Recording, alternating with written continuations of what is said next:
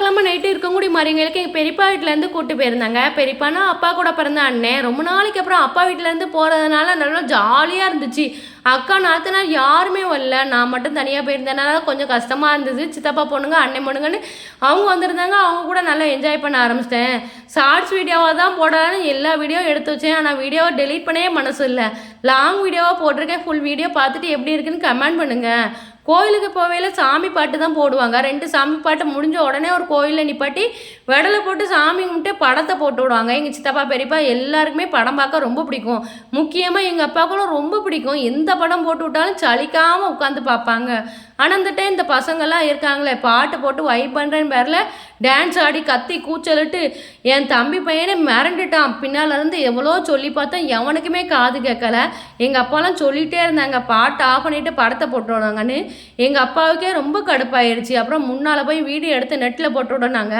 நானும் முன்னால் போய் வீடியோ எடுக்கலான்னு பார்த்தா டான்ஸ் ஆடிட்டு இருந்தவங்களாம் அமைதியாக உட்காந்து சிரிச்சிட்டு இருந்தாங்க. நீ பின்னால் போன்னு சொல்லிகிட்டே இருந்தாங்க. அவங்களும் கடுப்பேத்தேன்னு நானும் முன்னால் நின்றுட்டே இருந்தேன். அவங்களும் சொல்லி பார்த்தாங்க போவே இல்லைன்ட்டு. அவங்களும் அப்புறம் அமைதியாகிட்டாங்க. நானும் பின்னால் வந்தால் டீ பிரேக்குக்காண்டி ஒரு கடையில் நிப்பாட்டியிருந்தாங்க. இந்த கடை ரொம்ப சூப்பராக இருக்கும். ஸ்நாக்ஸு டீ எல்லாமே நல்லா இருக்குமா. அந்த கடையில் தான் நிப்பாட்டி எப்பவுமே சாப்பிட்டு ப்ளே ஏரியா புதுசாக வந்திருக்கு.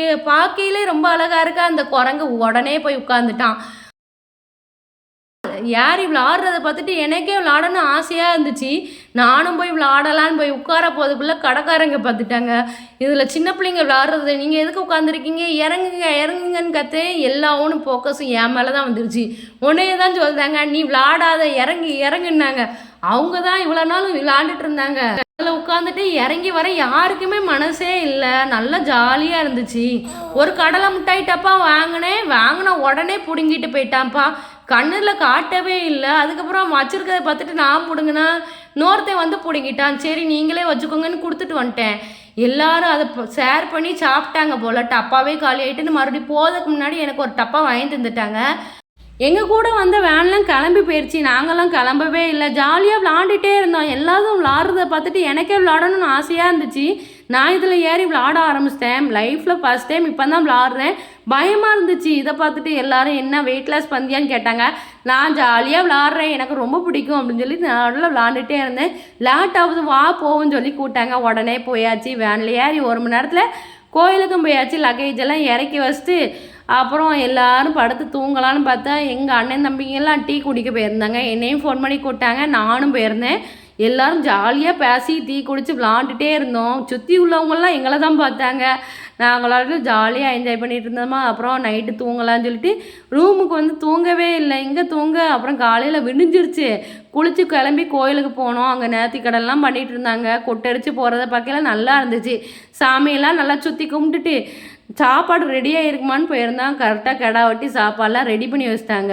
ரூமுக்கு போனதும் உட்காந்து 10 நிமிஷத்தில் இலை போட்டு சாப்பிட்டு அதுக்கப்புறம் வாங்க ஷாப்பிங் போகலான்னு கூப்பிட்டா கொஞ்சம் நேரம் ஆகட்டும், இப்போ தானே கோயிலுக்கு போயிட்டு வந்திருக்கு, இன்னும் கொஞ்சம் நேரம் ஆகட்டும்னு சொல்லிட்டாங்க. சரின்னு உட்காந்து பார்த்தேன். அவங்க வார மாதிரியே இல்லை. என் பையனை மட்டும் கூட்டேன். வரியா பொம்மை வாங்கன்னு. அம்மா வாமா போவோன்னு என் பையன் கூட்டான். அப்பாவை போய் கூப்பிட்டு வானேன். அதே மாதிரி அவங்க அப்பாவை கூப்பிட்டு வந்துட்டான். அப்புறம் கிளம்பி பக்கத்தில் இருக்க கடைக்கு தான் போயிருந்தோம். வெயில் பயங்கரமாக அடிச்சுதா எங்கேயுமே போக முடியாது போல். இந்த கடையிலே எல்லாம் இருக்குது, இதிலே வாங்கிக்கலான்ட்டு சுற்றி வந்தேன். ஃபஸ்ட்டு கிச்சனுக்கு தான் ஏதாச்சும் வாங்கலான்னு பார்த்தா ரேட்டை கேட்டுட்டு இல்லை எனக்கு எதுவுமே வேண்டாம்னு சொல்லிட்டு வந்துட்டேன். வீடியோ எடுத்துகிட்டு இருக்கையில் இந்த கௌசிக் குறுக்க வந்தான். வீடியோ எடுத்துகிட்டு இருக்க தூரப்பா அப்படின்னு சொல்லி அவனை பற்றி விட்டுட்டு கடையில் உள்ள லாட்சமாக ஃபுல்லாக எங்கள் வீட்லேயும் இருக்குது. ஆனாலும் எந்த கோயிலுக்கு போனாலும் ஏதாச்சும் வாங்கி கொடுத்தா தான் அந்த பசங்களுக்கு சந்தோஷமாக இருக்கும். அதனாலே ஒன்றா பார்த்துட்டே இருந்தான். அவங்க உடைக்கக்கூடாது, கொஞ்ச நாள் வச்சு விளாடணும், அவங்களுக்கும் பிடிச்சிருக்கணும்னு சொல்லி எல்லாத்தையும் பார்த்துட்டு இருந்தா. நம்ம ஒன்று சொன்னால் அவங்க ஒன்று எடுத்துகிட்டு வராங்க. அவங்க எடுத்துகிட்டு வரத பூரா என் வீட்டில் இருக்கிறது தான். எத்தனை நேரம் தான் வாங்கி கொடுக்க, ஒன்றொன்றும் டிஃப்ரெண்ட்டாக வாங்கி கொடுக்கலாமேன்னு நானும் ஒன்றா எடுத்து காமிச்சேன். ஒன்றுமே பிடிக்கலை. சரி ஆட்டி தான் காமிச்சா பிடிக்குமான்னு பார்த்தா அதையும் பிடிக்கவே இல்லை. சரி உனக்கு என்ன பிடிக்குமோ எடுத்தாடிங்கண்ணா பார்த்தா இந்த 2 காரை எடுத்துகிட்டு வந்து எனக்கு இந்த கார் தான் வேணும், எனக்கு ஒன்று அதுக்கு ஒன்றுன்னு சொல்லிட்டு இருக்கான். காரெல்லாம் வீட்டில் நிறைய இருக்குது, அங்கேயே வச்சுருங்க வச்சுட்டான்ப்பா. அதுக்கப்புறம் எது வாங்கலான்னு சுற்றி பார்த்தேன். என் பையன் JGP தான் வேணும்னு லாஸ்ட் வரைக்கும் நின்னான். அவங்க அப்பாவும் சரி பெரிய ஜேஜிபியாக வாங்கி கொடுத்துருன்னு பெருசாக வாங்கி கொடுத்துட்டாங்க. என் தம்பி பையன் எனக்கு ஒரு துப்பாக்கி போதுன்ட்டான். அவனுக்கு ஒரு துப்பாக்கி வாங்கி கொடுத்துட்டு அப்புறம் பொம்மைலாம் எடுத்து பில் போட சொன்னால் இவங்க மறுபடியும் சுற்றி சுற்றி வராங்க. என்ன தான் பார்த்துட்டு இருப்பாங்களா தெரியலை. ஆனால் ஒன்று வாங்கி கொடுக்க சொன்னால் நீ பாருன்னு நம்மளை தான் வாங்கி சொல்லுவாங்க. நம்ம வாங்கினதுக்கப்புறம் சுற்றி சுற்றி வராங்க. மறுபடியும் பில் போட சொன்னால் 800 வந்துருச்சு. எங்கள் அப்பா 500 கொடுத்து விட்டாங்க பேரப்புள்ளிகளுக்கெல்லாம் எல்லாம் வாங்கி கொடுங்கன்னு சொல்லி. ஆனால் வந்த பில்லோ 800. நான் வளையல் வாங்கினேன், அதனால தான் 800 வந்துச்சு. அடிக்க வெயிலுக்கு ஜூஸ் குடித்தா தான் நிற்க முடியும் போல். ரொம்ப பயங்கரமாக அடித்தது. தண்ணி வேறு ரொம்ப தவிச்சிட்டே இருந்தது. ஃபஸ்ட்டே ஐஸ் வாங்கி சாப்பிட்டுட்டு தான் உள்ளே போனோம். அதுவும் ஷாப்பிங்கை முடிச்சுட்டு வரதுக்குள்ளே தண்ணி ரொம்ப தவிச்சுதா. ஜூஸ் குடிக்கலான்னு பக்கத்து கடைக்கு போயிருந்தோம். அங்கே பாட்டி தான் இருந்தாங்க. ஒரு 3 ஜூஸ் போடுங்கன்னு சொல்லி சொன்னதும் 3 ஜூஸ் போட்டாங்க. பாட்டிகிட்ட ஒன்றுன்னா கேட்டுட்டு இருந்தேன். பாட்டி உங்களுக்கு எந்த ஊர், நீங்கள் எப்படி இங்கேயே இருக்கீங்க, எங்களெல்லாம் இருக்கவே முடியல. ஏன்னா வெயில் பயங்கரமாக அடிச்சுது. நம்ம ஊர் வெயில் கூட வெயிலே தெரியல, அங்கே காற்றே இல்லைங்கிறதுனால பயங்கர வெயில். எங்களால் இருக்க முடியலன்னு சொன்னது. நீங்கள் எந்த ஏரியான்னு கேட்டாங்க. நாங்கள் தென்காசி பாட்டின்னு சொன்னது. தென்காசிலலாம் இருந்துட்டு இங்கெல்லாம் வந்து இருக்க முடியாதும்மா, அங்கே ஏரியா நல்லா கூலிங்காக இருக்குமேன்னு சொல்லிட்டு இருந்தாங்க. ஆமாம் பாட்டி, எங்கள் ஏரியா கூலிங்காக ரொம்ப இருக்காது, ஆனால் அந்த அளவில் வெக்க இருக்காது, காற்று நல்லா வரும்னு சொன்னேன்.